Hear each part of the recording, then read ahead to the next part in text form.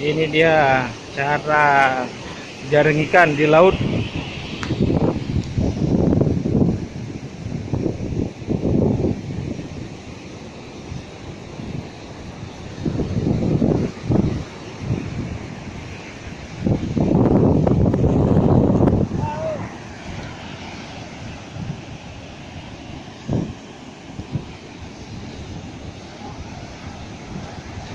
Menyobat Aceh pun nanti Pak.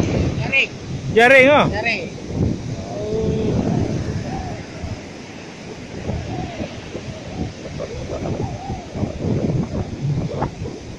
Berapa orang kak mah dua?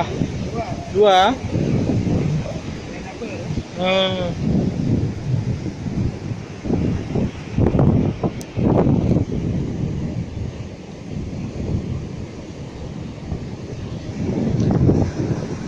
Nyo keji. Salah satu cara menangkap ikan di Aceh.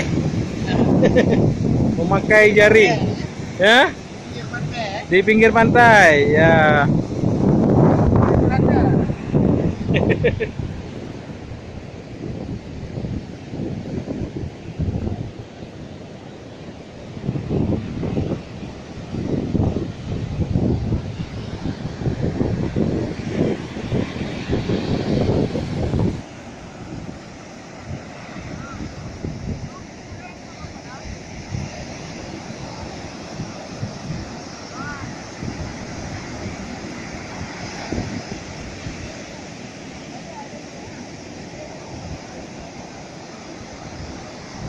Ini dia setelah jala ditebarkan ke laut.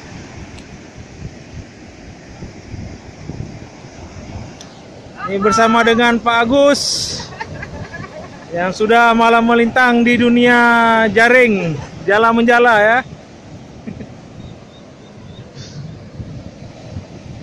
Biasanya dapat ikan apa Pak Agus? Oh, beranda, kena-kena kuro. Oh, banyak lah ya.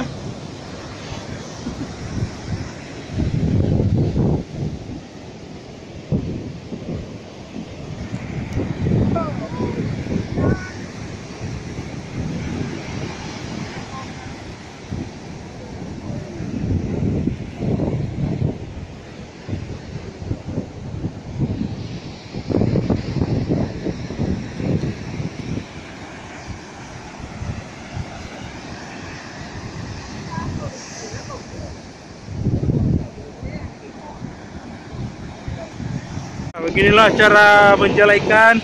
Jalannya dibawa ke tengah laut, ke pinggiran lah, jangan ke tengah laut, tengah tenggelam nanti. Ya, satu orang yang memegang tali, satu orang yang membawa jaringnya ke laut, pinggir pantai.